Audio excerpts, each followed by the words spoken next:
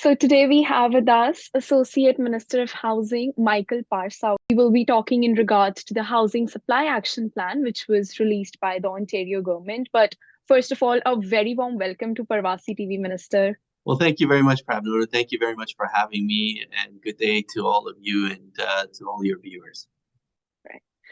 So as per the announcement by Premier Ford, the builders would no longer have to pay the development costs.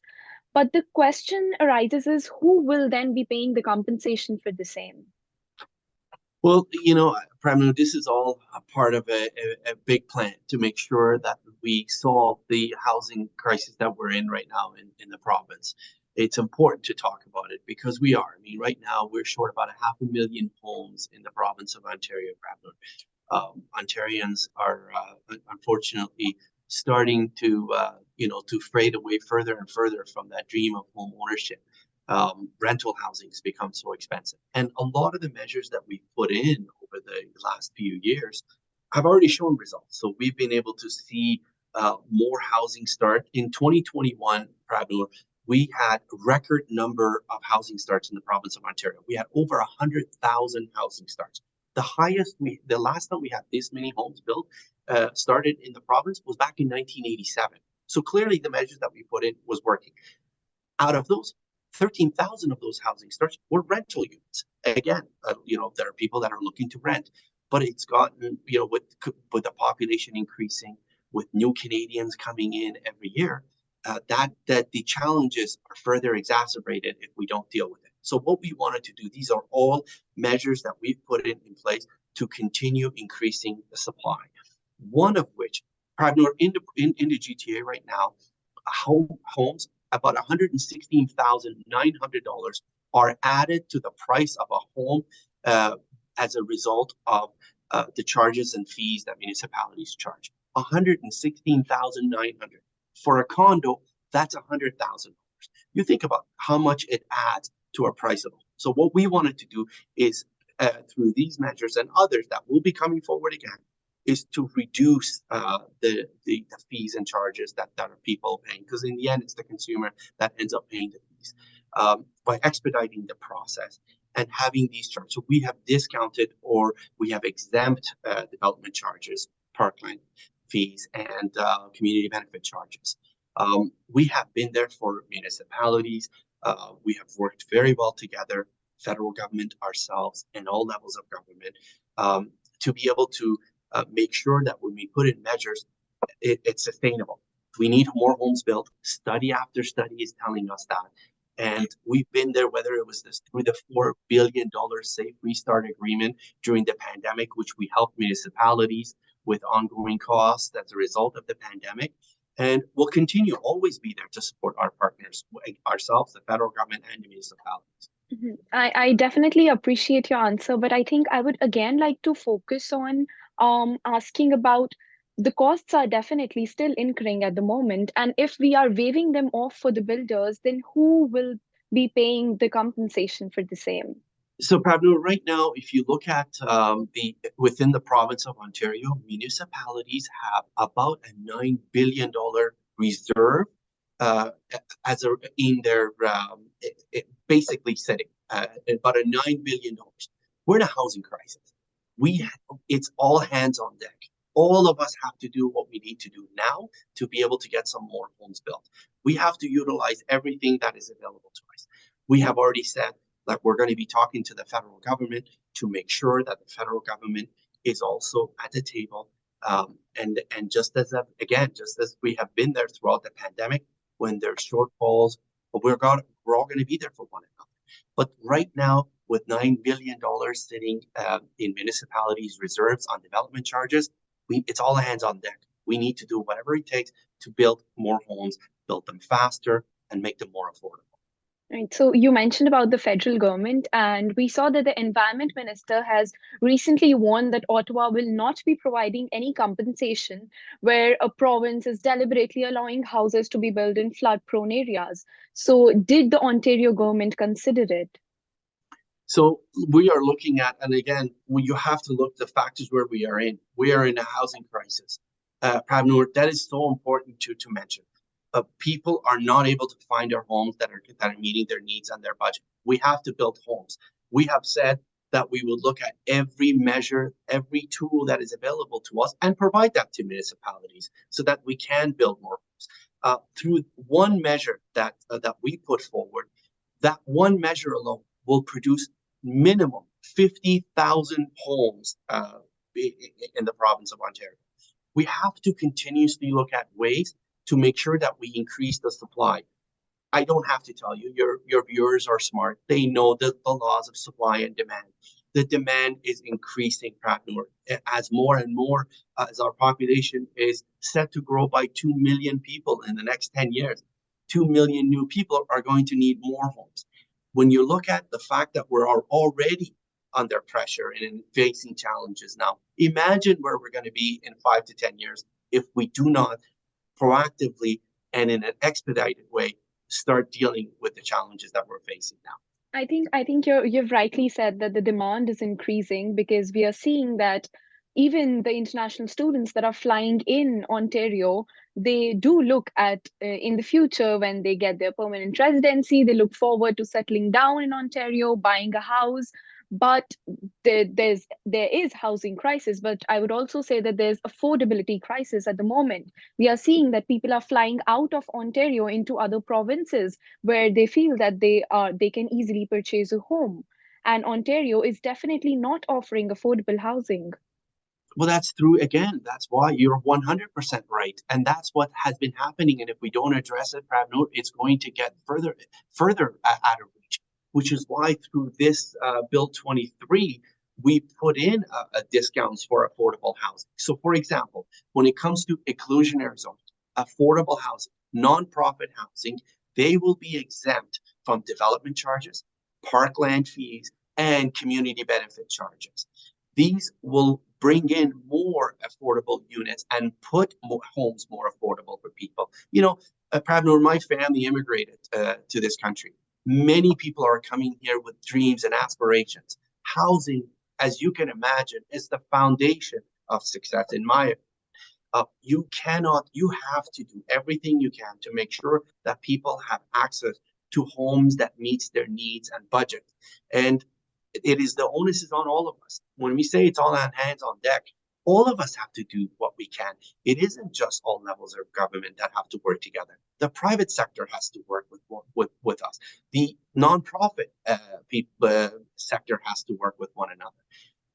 The only way that we're going to be resolving the crisis that we're in now, it involves everyone at the table partnering to see how can we build more homes? How can we make homes more affordable for people? And how do we get the dream for people to realize the dream of home ownership? How do we put that within reach again? Mhm. And I think that I would also like to echo upon the protests that are being made by the people who don't want to compromise on the green belt.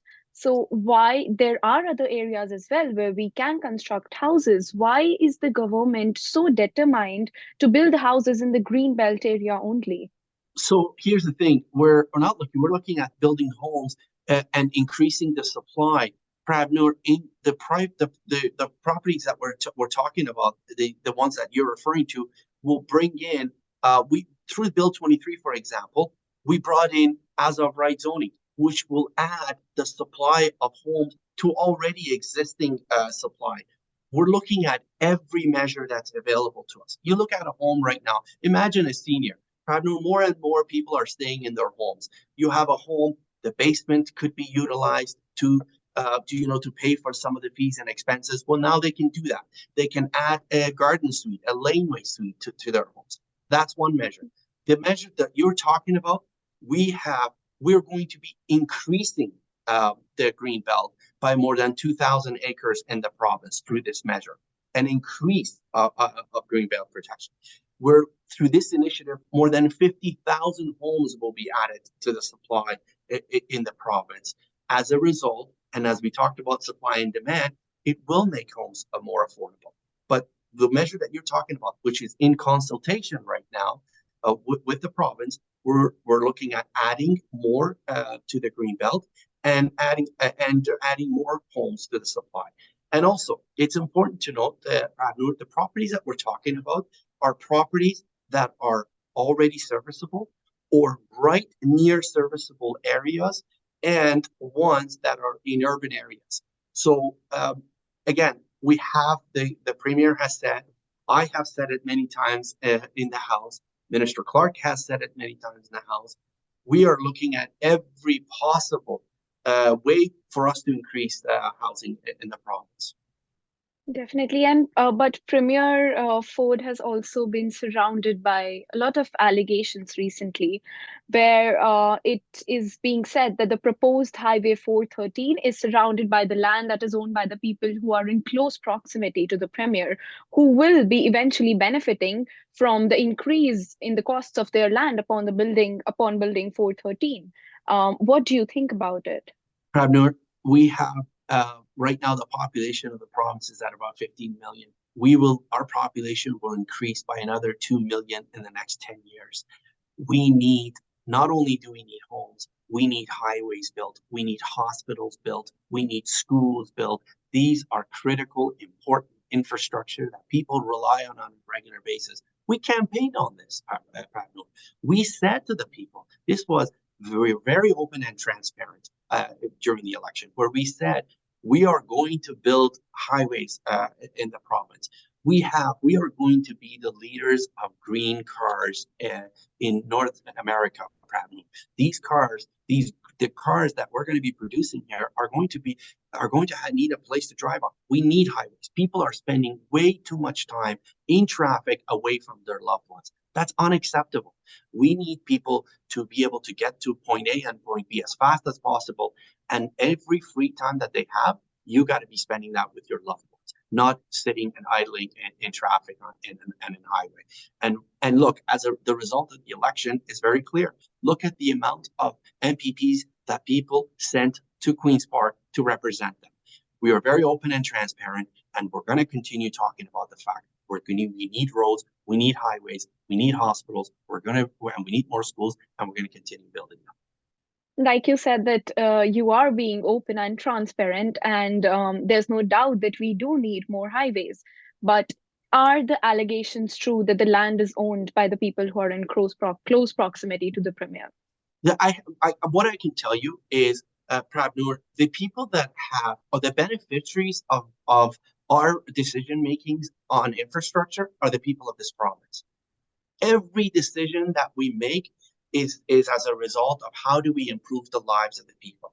Whenever you have, as I said, people sitting in traffic for 2 to 3 to 4 hours a day from home to work and vice versa, those are the people that are not benefiting.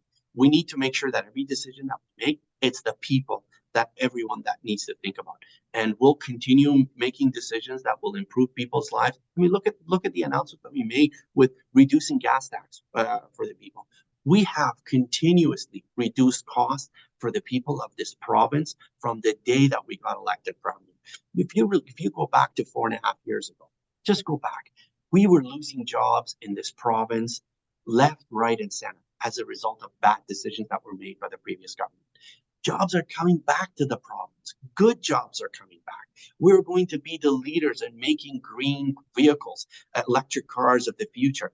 And the components that go into the battery are going to be extracted right in the north, cobalt, and that's all decision making by the government. So we're going to continue down that path. We're going to make sure that the province of Ontario becomes once again the engine of the Canadian economy. We want to be the leader. We want the Ontarians here to have the best of everything. And we will work every single day to make sure that happens.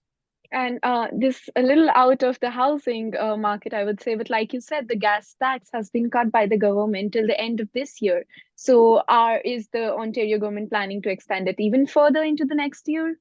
Yeah, so as I think you maybe they mentioned, it was in the fall economic statement where the province announced the extension of that measure.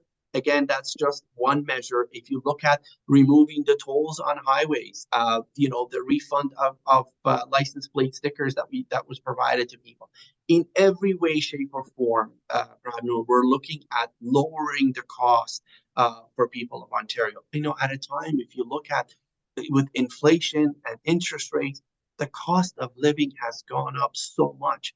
You have to look at every single measure that's available to you to provide more savings to the people, to make life more affordable, and we'll continue doing that across across our government with every ministry.